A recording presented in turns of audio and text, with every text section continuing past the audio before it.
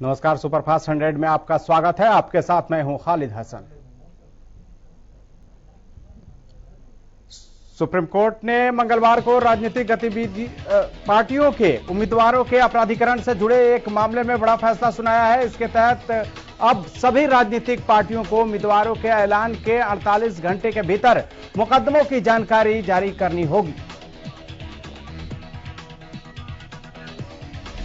Supreme court ने निर्देश दिया है कि सांसदों और विधायकों के खिलाफ कोई आपराधिक मामला संबंधित हाई कोर्ट की मंजूरी के बगैर वापस नहीं लिया जा सकता है। शीर्ष अदालत के इस फैसले का उद्देश्य राजनीति में आपराधिकरण को कम करना है। गौरतलब है कि फरवरी 2020 के फैसले में सुप्रीम कोर्ट ने सभी राजनीतिक पार्टियों को आदेश दिया था कि उम्मीदवारों के चयन के 48 घंटों के भीतर या नामांकन दाखिल करने की पहली तारीख से कम 2 सप्ताह पहले उनका विवरण प्रकाशित करना होगा। लेकिन आज के फैसले में सुप्रीम कोर्ट ने स्पष्ट कर दिया है कि राजनीतिक पार्टियों को उम्मीदवारों के ऐलान के 48 घंटे के भीतर मुकदमों की जानकारी देनी होगी। जम्मू कश्मीर के शोपियां में सीआरपीएफ टीम पर आतंकियों ने हमला किया है। हमले में एक जवान घायल हो गया है, जिसे अस्पताल में भर्ती कराया गया है। बताया जा रहा है कि शोपियां जिले के एक इलाके में आतंकियों ने अचानक सुरक्षा कर्मियों पर फायरिंग शुरू कर दी। सुरक्षा बलों ने पूरे इलाके को घेर लिया है। सर्च ऑपरेशन जारी है। देश के एथलेटिक्स में पहला गोल्ड मेडल दिलाने वाले नीरज चोपड़ा मंगलवार को मीडिया से रूबरू हुए। इस दौरान नीरज ने कहा कि मैं भारतीय सेना और स्पॉन्सर JSW स्पोर्ट्स का धन्यवाद देता हूं, जिन्होंने कोरोना काल में भी हमारा कैंप चालू रखा। गोल्डन बॉय नीरज ने कहा कि ओलंपिक के लिए हमारी मेहनत रंग लाई है। सभी के सहयोग से यहां तक पहुंचे हैं, लेकिन देश आकर गोल्ड मेडल जीतने का बड़ा एहसास हुआ है। टोक्यो ओलंपिक में देश के नाम सोना चांदी कांस्य जीत कर लौटे खेल वीरों का सोमवार को दिल्ली में भव्य स्वागत हुआ। यहां से पद्मवीर सीधे अशोक होटल पहुंचे, जहां उन्हें खेल मंत्री अनुराग ठाकुर ने सम्मानित किया। इस दौरान खेल मंत्री अनुराग ठाकुर, पूर्व खेल मंत्री किरण रिजिजू ने भी विजेता खिलाड़ियों को पुष्प और स्मृति चिन्ह प्रदान कर सम्मानित किया। साथ ही विदेशी कोचों को भी सम्मानित किया गया। सम्मान समारोह में सबसे पहले खेल मंत्री अनुराग ठाकुर ने कांस्य पदक विजेता पहलवान बजरंग पुनिया को सम्मानित किया। इस दौरान उन्होंने कहा कि फिजियो से उन्होंने कहा था कि लास्ट बाउट है, घुटना टूट भी गया तो कोई दिक्कत नहीं, रेस्ट कर लेंगे। टोक्यो ओलंपिक्स में बॉक्सिंग में कांस्य जीतने वाली लॉलिना बोर्गोहेन को भी खेल मंत्री अनुराग ठाकुर ने सम्मानित किया। इस दौरान उन्होंने कहा कि पेरिस ओलंपिक में वो भारत के लिए स्वर्ण जीतने की पूरी कोशिश करेंगे। हॉकी में 41 साल का सूखा खत्म करने वाले पुरुष हॉकी टीम को सोमवार को खेल मंत्री ने सम्मानित किया। इस दौरान पुरुष हॉकी टीम के कोच को भी सम्मानित किया गया। बता दें कि टोक्यो ओलंपिक में भारतीय पुरुष हॉकी टीम को कांस्य पदक मिला है। टोक्यो ओलंपिक्स में सिल्वर मेडल जीत के वतन लौटे रेसलर रवि दहिया को भी खेल मंत्री ने सम्मानित किया। गौरतलब है कि रवि दहिया के करियर की शुरुआत अच्छी नहीं थी, क्योंकि उन्हें आयरन डिफिशियंसी थी, लेकिन कई उतार चढ़ाव के बाद उन्होंने पूरे देश का नाम रोशन किया। टोक्यो ओलंपिक में इतिहास रचने वाले जेवलिन थ्रोअर नीरज चोपड़ा को केंद्रीय खेल मंत्री अनुराग ठाकुर, पूर्व खेल मंत्री किरण रिजिजू और खेल राज्य मंत्री निशित प्रामाणिक ने सम्मानित किया। गोल्डन बॉय नीरज चोपड़ा ने मंच पर आकर सबसे पहले अपना मेडल दिखाया और कहा कि उस दिन से मैं अपना मेडल जेब में रखकर घूम रहा हूं। आज भी उसे दिखाना चाहता हूं। ये मेरा मेडल नहीं, पूरे देश का मेडल है। ओलंपिक मेडल विजेता खिलाड़ियों के सम्मान समारोह से पहले भारतीय पुरुष और महिला हॉकी टीम ने अशोका होटल में केक काटकर जश्न मनाया।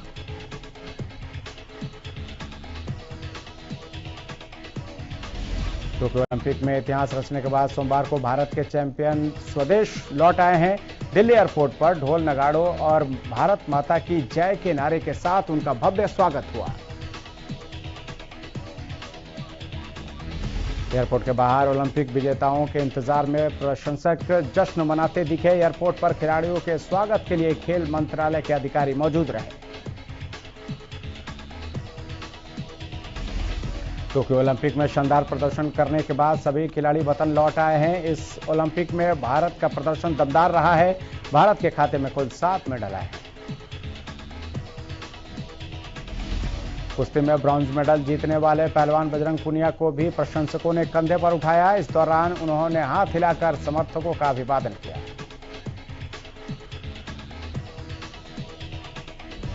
ओलंपिक में गोल्ड जीतने के बाद देश लौटे गोल्डन बॉय नीरज चोपड़ा का दिल्ली एयरपोर्ट पर भव्य स्वागत हुआ। नीरज चोपड़ा को प्रशंसकों ने कंधों पर उठाया। इस दौरान उन्होंने देशवासियों का धन्यवाद किया।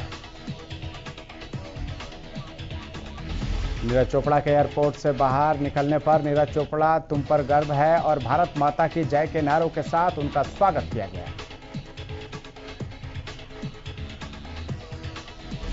टोक्यो ओलंपिक में रजत पदक जीतकर वापस भारत लौटे रवि दहिया का दिल्ली एयरपोर्ट पर भव्य स्वागत हुआ। रवि दहिया के स्वागत के लिए उनके समर्थक और परिजन दिल्ली एयरपोर्ट पहुंचे थे।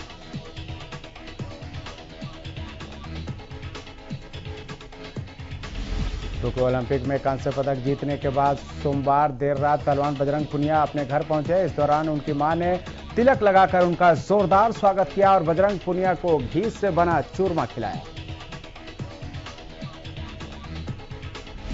ओलंपिक में शानदार प्रदर्शन के बाद मेडल लेकर अपने घर पहुंचे पहलवान बजरंग पुनिया के स्वागत में पूरा गांव जश्न मनाता दिखाई दिया।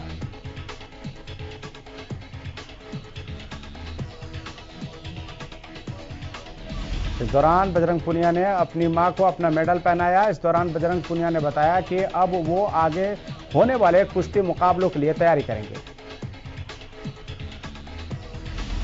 देश में पिछले 24 घंटों में 28,208 नए कोरोना केस सामने आए हैं, जबकि 373 संक्रमितों की जान चली गई है। वहीं देश भर में पिछले 24 घंटे में 41,511 लोग कोरोना से ठीक भी हुए हैं, यानी कि कल 13,680 एक्टिव केस कम हो गए हैं। महामारी की शुरुआत से लेकर अब तक कुल 3,19,98,000 लोग संक्रमित हुए हैं। इनमें से 4,27,862 लोगों की मौत हो चुकी है। वहीं अब तक 3,11,80,000 लोग ठीक भी हो चुके हैं। स्वास्थ्य मंत्रालय के अनुसार 9 अगस्त तक देश भर में 51,45,00,000 कोरोना वैक्सीन के डोज दिए जा चुके हैं, जबकि बीते दिन 54.91 लाख टीके लगाए गए थे। प्रदेश में पिछले 24 घंटे में कोरोना के 12 नए मामलों की पुष्टि हुई है, जबकि बीते 24 घंटों में कोरोना से एक मरीज की मौत हुई है। इसके साथ ही 18 मरीज रिकवर भी हुए हैं। उधर 14 जिलों में कोरोना का कोई नया मरीज नहीं मिला है, जबकि गुरुग्राम में 3, रोहतक और भिवानी में 2-2 नए मरीज मिले हैं। इसके अलावा करनाल, पानीपत, कैथल, पलवल में 1-1 मरीजों की पुष्टि हुई है। इसी के साथ प्रदेश में कुल मरीजों का आंकड़ा 7,70,091 पहुंच चुका है। वहीं कोरोना से प्रदेश में कुल 9,650 मरीजों की मौत हुई है। झज्जर के सिविल अस्पताल में कोरोना के नियमों की धज्जियां उड़ाई जा रही हैं। फैक्ट्रियों में काम करने वाले प्रवासी मजदूरों को कंपनियों ने हिदायत दी है कि पहले वैक्सीन लगवा कर आएं, फिर काम करने की इजाजत दी जाएगी। वहीं सैकड़ों प्रवासी मजदूर आईएमटी मानेसर से बहादुरगढ़ और अन्य फैक्ट्रियों से चलकर झज्जर के सिविल अस्पताल भी पहुंचे। इस दौरान अस्पताल का नजारा बेहद डराने वाला था। रक्षाबंधन पर प्रदेश सरकार ने महिलाओं को बड़ा तोहफा देने का ऐलान किया है। परिवहन मंत्री मूलचंद शर्मा ने कहा है कि महिलाओं को रक्षाबंधन पर मुफ्त बस यात्रा की सौगात दी जा रही है। मूलचंद शर्मा ने कहा कि भाई बहन के इस पावन पर्व पर महिलाओं को हरियाणा राज्य सड़क परिवहन निगम की बसों में फ्री यात्रा का उपहार दिया जाएगा। इस सौगात के तहत एक दिन के लिए 12 से 15 साल के बच्चे के साथ महिलाएं मुफ्त यात्रा कर सकेंगी। साथ ही परिवहन मंत्री ने बताया कि इस यात्रा के दौरान कोविड प्रोटोकॉल का भी पालन करना आवश्यक होगा। तो शाम से मंगलवार को किसान डाक कावड़ लेकर टिकरी बॉर्डर के लिए रवाना हुए। किसानों ने अपनी कावड़ में खेतों की मिट्टी और पानी लेकर वो रवाना हुए। सरकार ने कोरोना को देखते हुए कावड़ यात्रा पर रोक लगाई है, जिस पर किसानों ने बताया कि सरकार कावड़ यात्रा पर भले ही रोक लगा ले, लेकिन किसानों के जज्बे को कम नहीं कर पाएगी। किसानों ने कहा कि जहां किसान होता है वो जगह पवित्र स्थल होती है, इसलिए टिकरी बॉर्डर एक पवित्र स्थल बन चुका है। वहीं किसानों ने यह भी कहा कि किसान सोई हुई सरकार को जगाना चाहते हैं। साथ ही किसानों ने बीजेपी पर तंज करते हुए कहा कि जो कभी तिरंगे के लिए तैयार नहीं थे वो आज तिरंगा यात्रा निकाल रहे हैं। पिहुआ में देश के सैनिकों और शहीदों के सम्मान में बीजेपी की ओर से हरियाणा के खेल एवं युवा मंत्री संदीप सिंह के नेतृत्व में पिहुआ विधानसभा में तिरंगा यात्रा निकाली गई। देश के योद्धाओं के सम्मान में हजारों की तादाद में लोगों ने हिस्सा लिया। यात्रा पैदल मार्च के रूप में सिंचाई विभाग के विश्राम गृह से शुरू होकर मेन चौक और बाजार से होते हुए शहीद स्मारक तक पहुंची। खेल मंत्री संदीप सिंह ने हाथ में राष्ट्रीय ध्वज लेकर खुद तिरंगा मार्च की अगुवाई की। उन्होंने कहा कि इतिहास गवाह है कि जब भी देश की शान पर खतरा आया है तो भारत मां के लिए कुर्बानी देने वाले हरियाणा के जवान भी कभी पीछे नहीं रहे। रेवाड़ी में बीजेपी ने तिरंगा यात्रा का आयोजन किया। शहीद तुलाराम पार्क में शहीद स्मारक और तुलाराम की प्रतिमा पर पुष्पांजलि अर्पित करने के बाद बीजेपी ने शहीद सम्मान तिरंगा यात्रा निकाली। पूर्व मंत्री जसवंत सिंह के नेतृत्व में तिरंगा यात्रा निकाली गई। इस मौके पर बीजेपी नेताओं ने बताया कि शहीद तिरंगा यात्रा का मकसद शहीदों के बलिदान को याद करना है। युवाओं को शहीदों से प्रेरणा लेनी चाहिए। इस तिरंगे की खातिर देश के लाखों युवाओं ने अपना सर्वस्व न्यौछावर कर दिया ताकि हमारा तिरंगा हमेशा ही ऊंचा रहे। बहादुरगढ़ में बिजली विभाग के कर्मचारियों ने 2 घंटे की सांकेतिक हड़ताल की। बिजली कर्मचारी बिजली कार्यालय के सामने 2 घंटे धरने पर बैठकर सरकार के खिलाफ जमकर नारेबाजी की। कर्मचारियों का कहना है कि सरकार बिजली विधेयक के जरिए बिजली विभाग का निजीकरण करना चाहती है, जिससे न सिर्फ कर्मचारियों का बल्कि आम लोगों को भी नुकसान होगा। कर्मचारियों ने बताया कि अगर सरकार ने मांगे नहीं मानी तो बिजली विभाग के कर्मचारी वर्क सस्पेंड करेंगे और लंबे समय तक हड़ताल पर चले जाएंगे, जिससे कर्मचारियों की सांकेतिक हड़ताल से कार्यालय के कार्य। All Haryana power corporation worker union संबंधित सर्व कर्मचारी संघ की स्टेट कमेटी के आह्वान पर बिजली बिल 2021 के विरोध में प्रदर्शन किया गया, जिसकी अध्यक्षता सब यूनिट प्रधान ने की। मीटिंग को संबोधित करते हुए यूनिट 1 के प्रधान नरेश महिला ने कहा कि बिजली विभाग का निजीकरण कर्मचारी और आम जनता के हित में कभी नहीं हो सकता। इससे भविष्य का रोजगार प्रभावित होगा और ठेकेदार की मनमानी बढ़ेगी, जिसका खामियाजा स्वास्थ्य विभाग पहले से ही भुगत रहा है। उन्होंने बताया कि बिजली बिल 2021 के लागू होने से खेतीबाड़ी में मिलने वाली सब्सिडी खत्म हो जाएगी, जिसका सीधा असर किसानों पर पड़ेगा। सीएम फ्लाइंग टीम ने मंगलवार सुबह गांव अहलिसदर में नकली दूध बनाने का भंडाफोड़ किया। टीम को यहां से नकली पाउडर, यूरिया और ग्लूकोज आदि की बोतलें बरामद हुई। स्वास्थ्य विभाग की टीम ने मौके से करीब 6 क्विंटल मिलावटी दूध बरामद किया। फूड इंस्पेक्टर ने दूध के सैंपल लेकर जांच के लिए भेज दिए हैं। जब रिपोर्ट आएगी तब आगे की कार्रवाई भी की जाएगी। सीएम फ्लाइंग को सूचना मिली थी कि गांव अहलिसदर के रहने वाला श्यामचंद बड़े स्तर पर दूध की सप्लाई करता है। सूचना के आधार पर टीम बनाई गई और सुबह 6 बजे ही छापेमारी को अंजाम दिया गया। डाक विभाग की ओर से एक नई स्कीम की शुरुआत की गई है, जिसके तहत पोस्टमैन घर जाकर लोगों के आधार कार्ड में मोबाइल नंबर अपडेट कर सकेंगे। इसके लिए 50 रुपए शुल्क रखा गया है। वहीं इस स्कीम से आम जनता को अब शहर जाकर लाइन में नहीं लगना पड़ेगा। अंबाला डाक विभाग के हेड पोस्टमास्टर हरीश कुमार ने जानकारी देते हुए बताया कि डाक विभाग की ओर से एक नई स्कीम शुरू की गई है। सभी पोस्टमैन के मोबाइल में डिवाइस उपलब्ध करवा दिया गया है। जो पोस्टमैन जिन इलाकों में जाता है वो घर घर जाकर लोगों से संपर्क करेगा और वहीं मोबाइल नंबर आधार कार्ड से अपडेट करेगा। कोसली में बारिश के चलते सरकारी स्कूल में जलभराव की स्थिति बन गई है। बरसात का पानी इस कदर स्कूल में भर गया कि स्कूल पूरी तरह से तालाब बन गया।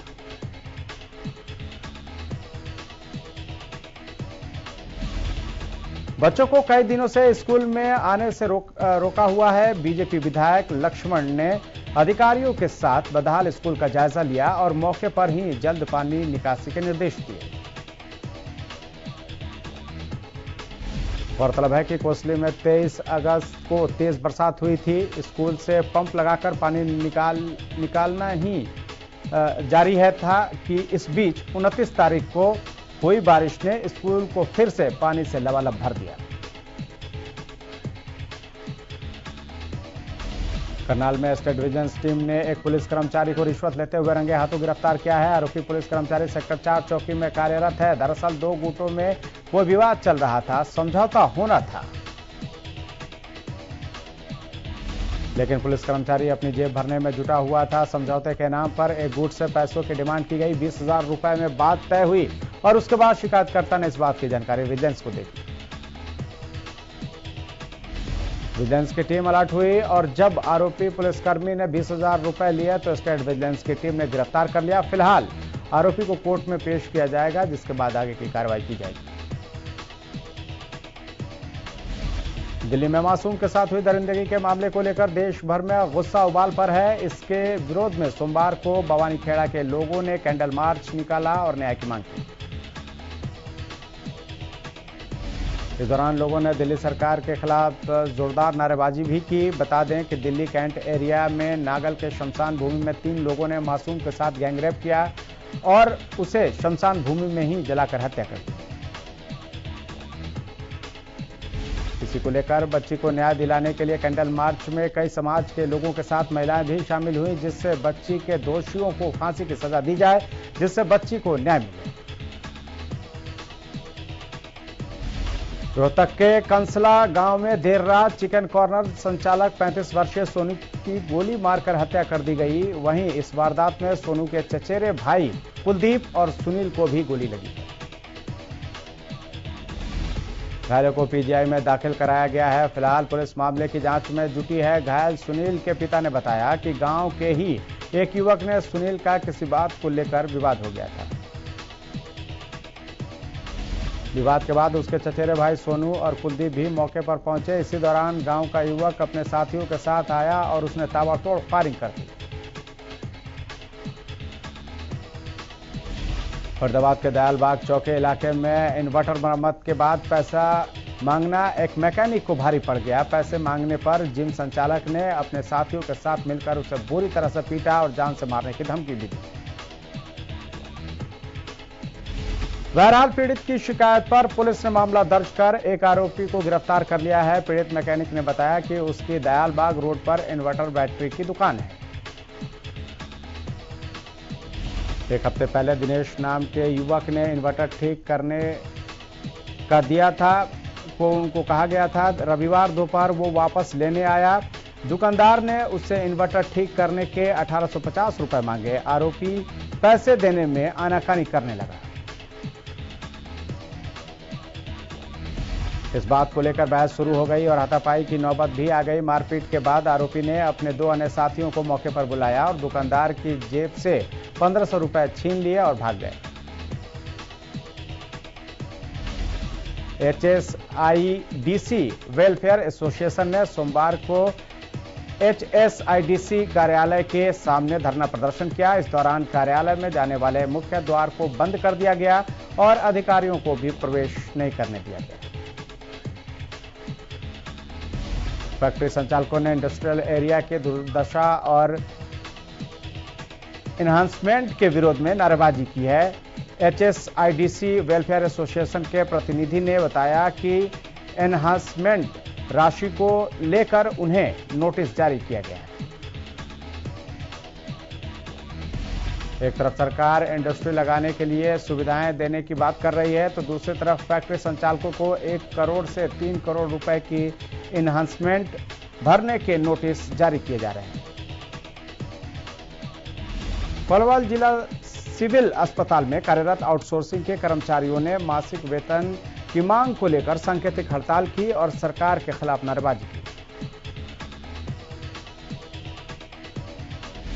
सर्व कर्मचारी संघ के जिला प्रधान राजेश शर्मा ने बताया कि कर्मचारियों को पिछले 3 महीनों से वेतन नहीं दिया गया है, जिसके चलते उनके सामने आर्थिक संकट पैदा हो गया है। कर्मचारियों ने कोरोना काल के दौरान कोरोना योद्धा के तौर पर अपनी सेवाएं दी। वहीं कर्मचारियों का कहना है कि मांगे पूरी नहीं की गई तो सीएससी पीएससी में कार्यरत कर्मचारी अनिश्चितकालीन हड़ताल करेंगे। करनाल में सीटू और सर्व कर्मचारी संघ हरियाणा की ओर से जुड़े कर्मचारियों ने 3 कृषि कानून, बढ़ती महंगाई समेत कई लंबित पड़ी मांगों को लेकर जिला सचिवालय पहुंचकर प्रदर्शन किया। प्रदर्शन में शामिल होने पहुंची आंगनबाड़ी वर्कर्स महिलाओं ने कहा कि केंद्र सरकार ने 3 कृषि कानून किसान विरोधी है। जो कृषि कानून लागू किए हैं उसे सरकार तुरंत रद्द करे। इस दौरान वर्दी भत्ता समेत अपनी मांगों को लेकर देश के प्रधानमंत्री और मुख्यमंत्री के नाम जिला प्रशासन के अधिकारियों को ज्ञापन सौंपा। सिरसा के बरनाला रोड स्थित बिजली घर में सोमवार दोपहर को सर्व कर्मचारी संघ किसान सभा, खेत मजदूर यूनियन और सीआईटीयू ने भारत बचाओ दिवस मनाया। कर्मचारियों सहित धरना दे रहे अन्य संगठनों के सदस्यों ने मांग की है कि तीनों कृषि कानून रद्द हो, चारों लेबर कोड और बिजली बिल 2021 रद्द हो, विभागों में स्थायी भर्तियां हो, न्यूनतम वेतन 24,000 दिया जाए। इन्हीं मांगों को लेकर प्रदर्शन करते हुए ज्ञापन सौंपा गया है। इससे पूर्व सर्व कर्मचारी संघ की रेलवे पार्क में बैठक भी हुई। रोहतक में 31 जुलाई को हुए बम ब्लास्ट मामले में रोहतक पुलिस ने बड़ा बयान देते हुए कहा है कि मामले में जल्द ही बड़ा खुलासा होगा। एडीजीपी संदीप खिरवार ने भी ये कहा है कि मामले में बड़ी लीड मिली है जो आरोपियों तक पहुंच सकती है। हालांकि एडीजीपी ने ब्लास्ट मामले में मीडिया के सामने तथ्यों का खुलासा करने से इनकार कर दिया और कहा कि इस मामले में जांच एजेंसियों का सहारा लिया गया और जल्द ही खुलासा होने की उम्मीद है। गौरतलब है कि 31 जुलाई को सुबह सुबह रोहतक के आईएमटी इलाके में एक ब्लास्ट हुआ था और एक व्यक्ति घायल भी हुआ था, जिसके बाद पुलिस हरकत में आई और देश की सबसे बड़ी जांच एजेंसी एनआईए भी जांच करने पहुंची थी। इस मौके पर एडीजीपी संदीप खिरवार ने कोरोना काल में बेहतर काम करने वाले डॉक्टरों को सम्मानित किया। सिरसा से पहली बार गुरुग्राम के लिए हरियाणा एक्सप्रेस ट्रेन शुरू हुई है। ये ट्रेन सिरसा से हिसार, भिवानी, रेवाड़ी, गुरुग्राम होते हुए दिल्ली जाएगी। इससे सिरसा से सीधे तौर पर हरियाणा की कॉर्पोरेट कैपिटल कहे जाने वाले शहर गुरुग्राम से जुड़ गया है। ये ट्रेन सोमवार को सुबह करीब 3 बजे रवाना हुई। वहीं इससे पहले रविवार को देर शाम सिरसा के सांसद सुनीता दुग्गल ने हरियाणा एक्सप्रेस रेलगाड़ी को दिल्ली के तिलक ब्रिज रेलवे स्टेशन से हरी झंडी दिखाकर सिरसा के लिए रवाना किया था। इस ट्रेन के शुरू होने से यात्रियों में खुशी की लहर है। वहीं रेल यात्रियों ने ट्रेन शुरू होने के बाद सिरसा की सांसद और रेल मंत्री का आभार जताया है। अंबाला के नारायणगढ़ तहसील के फतेहपुर गांव का एक परिवार पिछले 1 दशक से नरकीय जीवन जीने को मजबूर है। परिवार में एक बुजुर्ग महिला है जिसकी जिंदगी हालत ठीक नहीं है। बताया जाता है कि जिस युवक सरबजीत को जंजीरों से बांध कर रखा गया है उसकी दिमागी हालत 10 से 12 साल पहले बिगड़ गई थी। उसने परिवार के सदस्यों से मारपीट की थी। इसके बाद मां ने मजबूरी में बेटे के पांव में जंजीर बांध दी।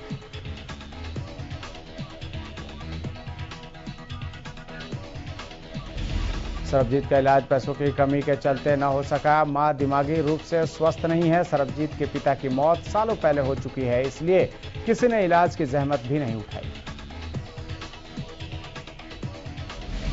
अब गांव के सरपंच की मदद से सरबजीत का रेस्क्यू किया गया है। साथ ही इलाज के लिए उसे अस्पताल में भर्ती कराया गया है ताकि वो जल्द स्वस्थ होकर पूरे परिवार को संभाल सके।